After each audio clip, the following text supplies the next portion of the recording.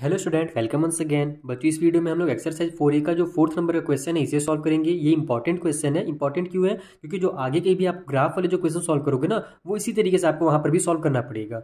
यहाँ पर देखो बोला ये जा रहा है कि अपने को कुछ इक्वेशन दिए गए हैं। यहाँ पर पहला, दूसरा और तीसरा 3 इक्वेशन है। अपने को क्या करना है कि इस इक्वेशन का सॉल्यूशन फाइंड करना, और केवल एक ही सॉल्यूशन नहीं फाइंड करना है, 5 अलग अलग सॉल्यूशन फाइंड करने हैं। अब आपको समझ में शायद नहीं आया होगा, इस टाइप से लिख के आएगा तो डायरेक्ट अगर क्वेश्चन आ जाए तो कुछ नहीं समझ में आता है, पहले नहीं पढ़ता है। मैं आपको समझा रहा हूँ। देखो, जो क्वेश्चन नंबर 3 है आपके पास ना, यहाँ पर एक इक्वेशन दिया हुआ था, ये उसके सॉल्यूशन थे। हमने क्या किया था कि ये वैल्यू यहाँ पर पुट करके देखा था। ये पहला वाला एक्स की वैल्यू थी, दूसरा वाला वाई की वैल्यू थी। पिछला वाला वीडियो आपने देखा होगा तो आपको अच्छे से याद होगा।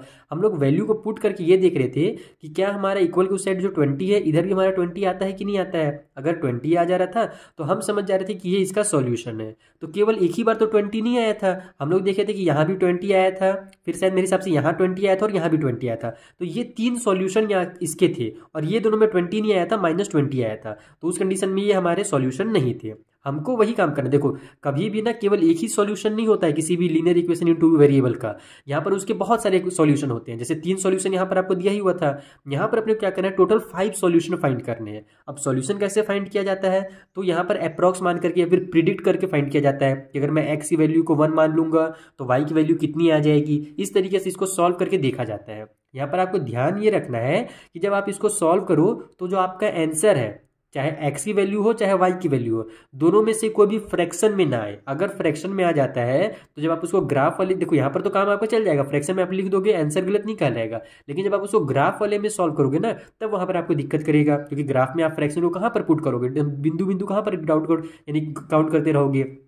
तो हम क्या करेंगे, यहीं पर सीखेंगे कि इसको बिना फ्रैक्शन मिलाए कैसे सॉल्व किया जाता है। यानी फ्रैक्शन में आंसर भी ना है हमारा, जैसे यहाँ पर आपका 4th नंबर का आंसर दिया हुआ है, वैसे ही यहाँ पर सिंपल हमारा आंसर आ जाए। और ये भी ध्यान रखना कि ये जरूरी नहीं कि जो आपका यहाँ पर सॉल्यूशन दिया हो वही सॉल्यूशन आप यहाँ पुट करो। इससे आप अलग सॉल्यूशन भी इसमें लिख सकते हो, क्योंकि मैंने आपको बताया ना कि कई सारे सॉल्यूशन होंगे, केवल 5 सॉल्यूशन ही नहीं होगा।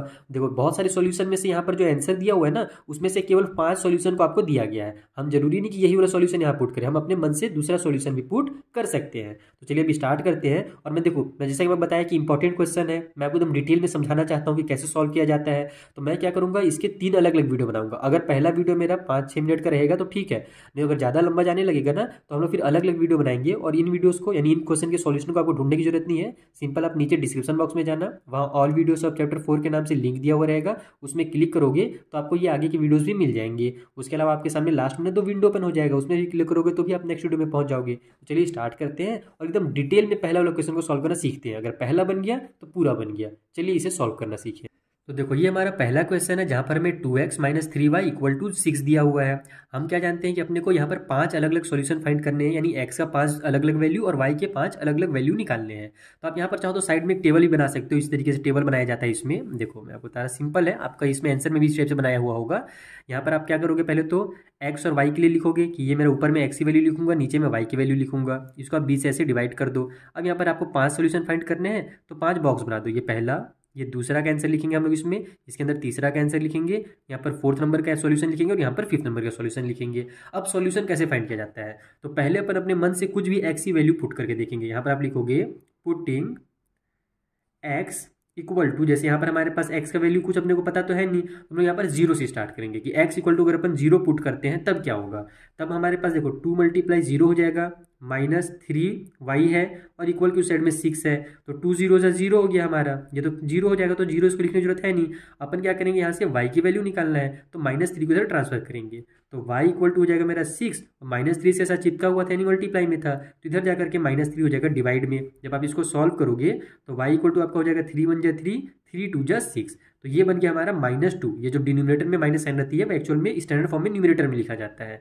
तो ये y का वैल्यू कितना निकल गया, -2 निकल गया। जब हमने x की वैल्यू 0 पुट की तो y की वैल्यू -2 निकली। ये हमारा फ्रैक्शन में नहीं निकला है तो हम इसको डायरेक्ट लिख देंगे कि अगर अपन y का 0 पुट करते हैं, सॉरी x अगर 0 पुट करते हैं तो y का निकलता है -2। अब इसके अगला हम लोग कौन सा पुट कर सकते हैं, तो x के बाद अब 0 अगर आपने पुट किया था तो यहाँ पर 2 निकला था ना, तो इसमें छोटा सा दिमाग लगाओ कि ये 2 का डिफरेंस है आपस में। तो यहाँ पर अगर आप 1 पुट करते हो तो आपका आंसर आ सकता है, लेकिन आप क्या करो, यहाँ पर 2 पुट करके देखो, अपने दिमाग में देखो क्या करना है। इसमें आपको अलग अलग तरीके से यहाँ पर पुट करके देखना है। जरूरी नहीं कि आपका आंसर एक ही बार में आ जाए, हो सकता है आप कुछ गलत भी कर दो, आपका आंसर फ्रैक्शन में आ जाए, तो फिर आपको दोबारा सॉल्व करना पड़ेगा। ठीक है। तो अगर मैं यहाँ पर x इक्वल टू अगर मैं 1 पुट करता मान लो, तो ये क्या बन जाता है मेरा, इसको अब दिमाग में थोड़ी सॉल्व करने की कोशिश करना, ये 2 1 जा 2 हो जाता है मेरा। ठीक है, तो जब ये 2 1 जा 2 हो जाएगा तो फिर मैं 2 को इधर पहले ट्रांसफर करूंगा, तो यहाँ पर 6 में से मेरा 2 माइनस होकर के 4 आ जाएगा। ठीक है, एकदम दिमाग में इसको सॉल्व करते जाओ, ये 4 आ गया मेरा। तो अगर अब मैं यहाँ पर -3 को जब इधर ट्रांसफर करूंगा y की वैल्यू निकालने के लिए, तो ये 4 बाई में -3 हो जाएगा, तो ये मेरा कट नहीं होगा, ये मेरा फ्रैक्शन में आ जाएगा, इसलिए हम लोग x की वैल्यू को 1 पुट नहीं करेंगे। उसी तरीके से अगर अपन 2 पुट करते हैं, ये सब ना जो मैं यहाँ पर लिख रहा हूँ ना, इसको आप थोड़ा थोड़ा सा रफ कॉपी में पीछे साइड में सॉल्व करने की कोशिश करना, और इससे आपका माइंड भी बूस्ट होगा, ये ध्यान रखना। जब आप इसको माइंड में सॉल्व करोगे तो आपका माइंड भी बूस्ट होगा। अगर माइंड में नहीं हो रहा है सॉल्व आपसे मान लो, तो फिर आप रफ पेज में साइड में सॉल्व करके चेक कर सकते हो, और जो सही आंसर रहेगा उसको केवल यहाँ पर आप लिखते जाना, जो गलत है उसको यहाँ पर मत लिखना, एग्जाम में अगर सॉल्व करोगे तब। तो यहाँ पर अगर मैं x की वैल्यू 2 पुट करता हूँ, तो 2 × 2 हो जाएगा मेरा 4, फिर 4 को मैं इधर ट्रांसफर करूंगा, तो 6 में से मेरा 4 माइनस होगा, क्योंकि इधर ये 4 प्लस में है, तो 6 में से 4 माइनस होगा, तो मेरा आ जाएगा 2।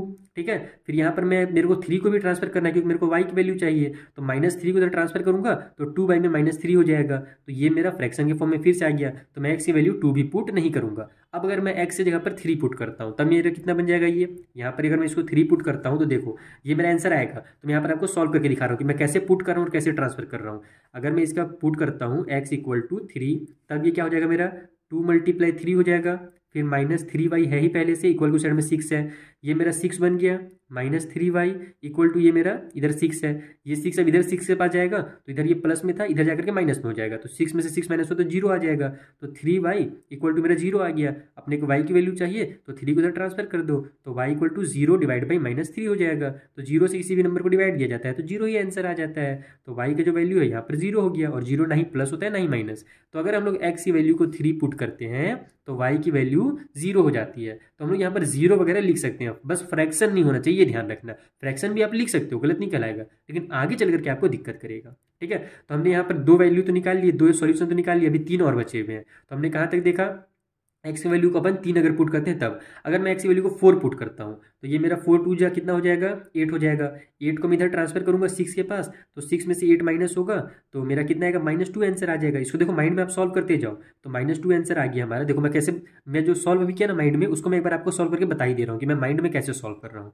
जैसे यहाँ पर हमने सॉल्व किया ना, सेम वही काम किया है, बस इसको लेकिन आपको लिखना नहीं है ना, ध्यान रखना। अगर मैं x की वैल्यू को 4 पुट करता हूँ तब मेरा सॉल्व नहीं होगा। क्यों नहीं होगा, क्योंकि देखो 2 का मल्टीप्लाई 4 से हो जाएगा यहाँ पर, फिर -3y है इक्वल टू साइड में 6 हो जाएगा, तो 4 2 जा 8 -3y इक्वल टू साइड में 6। अपन -3y को इधर रहने देंगे, ये मेरा 6 इधर प्लस में है, ये इधर प्लस में था, तो इधर जाकर के -8 हो जाएगा, तो -3y इक्वल टू 8 में से 6 माइनस हो तो 2, और ये हो जाएगा मेरा -2।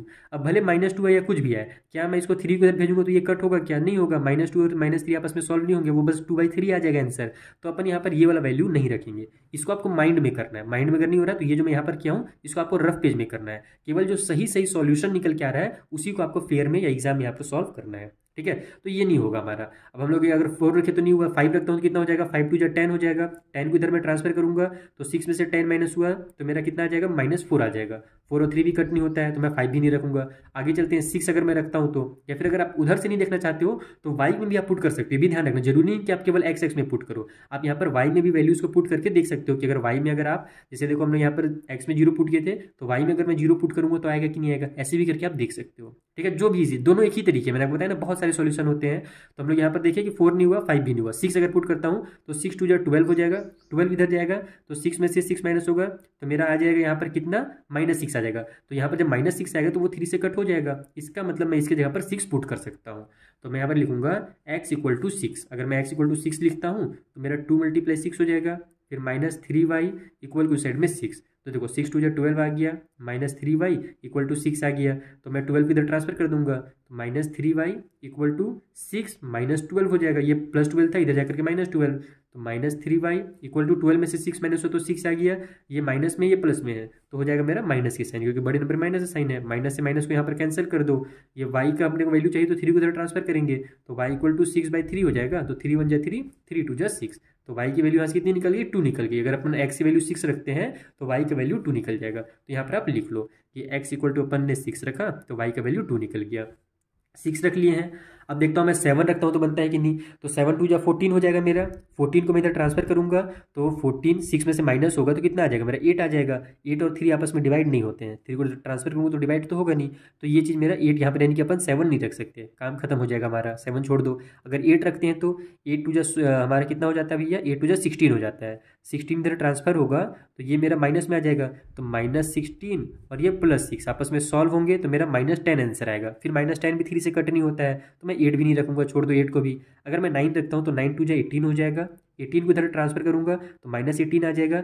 18 में से 6 माइनस होगा तो 12 बन जाएगा, और वो जो 12 बनेगा वो 3 से डिवाइड हो सकता है। तो मैं यहाँ पर अब क्या करूंगा, मैंने कितना रखा था, 9 रखा था ना, 8 रखा था, 9 रखा था, सॉरी 9 रखा था, 9 टू जा 18 हुआ था। तो मैं क्या करूंगा, अब एक्स की वैल्यू को 9 रख दूंगा। एक्स इक्वल टू अगर अपन 9 रखते हैं तो उस कंडीशन में मेरा 2 × 9 हो जाएगा, -3y इक्वल टू 6 बन गया। ये सब जो मैं काम कर रहा हूँ ना एकदम खराब खराब दिख रहा है ना, इसलिए ये सब काम आप क्या करना, रफ पेज में करना। ये हो जाएगा हमारा 9 टू जा 18 -3y इक्वल टू 6। अब यहाँ से अपन -3y की वैल्यू निकालना है तो ये हो जाएगा हमारा 6, ये 18 इधर जाकर के -18 बन जाएगा।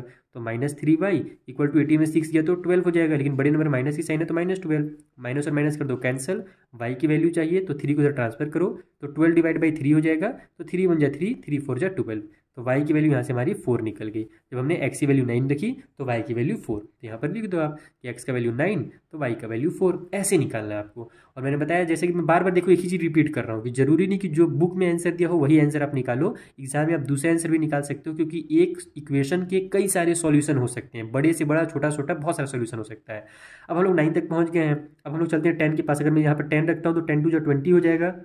फिर यहाँ पर इधर 20 आकर के माइनस में हो जाएगा, 20 में से 6 माइनस होगा तो मेरा कितना आ जाएगा, 14 आएगा। 14 3 से डिवाइड होता है क्या, नहीं होता है, छोड़ दो, 10 नहीं रखेंगे अपन तो फिर वो फ्रैक्शन में आ जाएगा।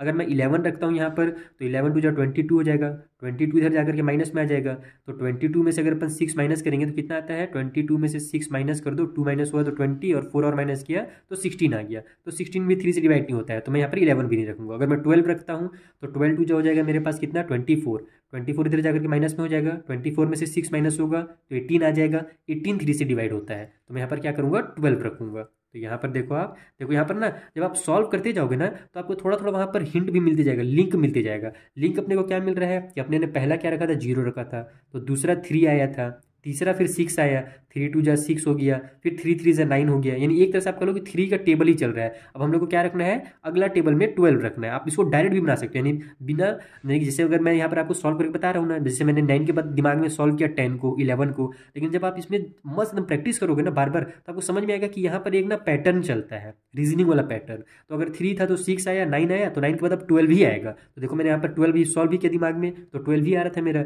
अगला जो नंबर आएगा ना वो 15 आएगा। अगर यहाँ पर 6 सॉल्यूशन निकालना रहता है तो मैं इस बार सॉल्व नहीं करता, इस बार मैं डायरेक्ट यहाँ पर 15 करता, क्योंकि एक तरह से पैटर्न बनता चला जा रहा है। तो इसको भी आपको ध्यान रखना है, इससे आपका जो एग्जाम में वो टाइम बचेगा अगर आप पैटर्न में सॉल्व करोगे तो। ठीक है, तो यहाँ पर एक्स का वैल्यू अगर मैं 12 रखता हूँ तो 2 × 12 हो जाएगा, -3y इक्वल टू साइड में 6, ये हो गया 24 -3y इक्वल टू 6, 24 इधर चल जाएगा तो 3y इक्वल टू 6 माइनस में 24 हो जाएगा। तो -3y इक्वल टू ये माइनस होकर के 18 आ जाएगा, लेकिन बड़े नंबर माइनस साइन है तो माइनस साइन उतर जाएगी, माइनस और माइनस कर दो कैंसिल।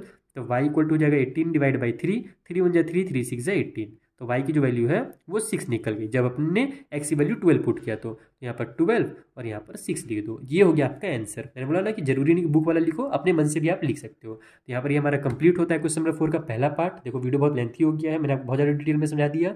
मिलते हैं हम लोग नेक्स्ट वीडियो में, जहाँ पर जो आगे क्वेश्चन है ना इसी का बी पार्ट और सी पार्ट, उसको ही मैं आपको इसी तरीके से बेसिक कॉन्सेप्ट के साथ डिटेल में समझाऊंगा, ताकि आपके दिमाग में ये एकदम सॉल्व करने का तरीका एकदम अच्छे से फिट हो जाए। तो मिलते हैं नेक्स्ट वीडियो में। आपके सामने 2 विंडो पेन हो गए होंगे, राइट वाले में क्लिक करो, सीधे आप नेक्स्ट वीडियो में पहुंच जाओगे। Thank you for watching.